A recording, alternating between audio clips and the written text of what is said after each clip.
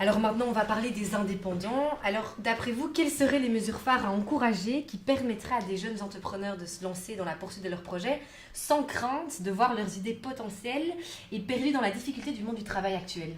Oui, tout d'abord, une chose, moi je n'ai jamais été qu'indépendant. Je suis sorti de l'UNIF et j'ai été indépendant, je n'ai pas été un seul jour salarié. Donc c'est vraiment un sujet qui m'importe fort. Je crois que déjà la première chose, c'est éviter de pénaliser les indépendants. Par exemple, un chômeur qui veut devenir indépendant, il perd son chômage, il a ses cotisations sociales à payer. 16 000 euros sur l'année. Donc déjà comme ça, on l'a déjà tué.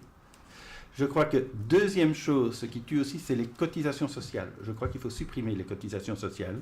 Le Danemark et la Nouvelle-Zélande ont supprimé les cotisations sociales. Danemark, le taux de chômage est inférieur à 5%. Ça, c'est le premier élément. Il faut supprimer aussi toutes ces réglementations et toutes ces tracasseries administratives qui viennent s'abattre sur les indépendants.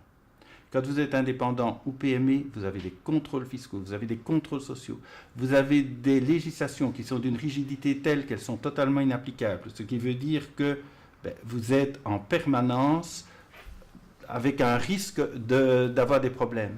C'est absolument invivable.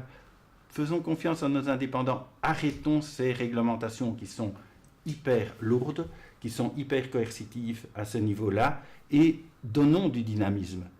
Bon, certains ratent, il y aura peut-être certains problèmes, mais qu'est-ce que c'est ces petits problèmes par rapport à, finalement, la croissance pour tout le monde? Je crois qu'il faut avoir une mentalité un peu plus américaine à ce niveau-là, et se dire, on y va, on fonce, on a un pays à développer, on va développer des entreprises, certaines vont réussir, d'autres vont rater, mais il faut y aller.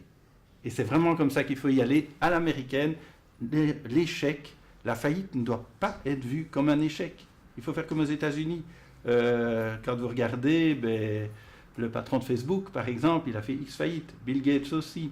Le président, il en a fait peut-être plus que tout le monde actuellement.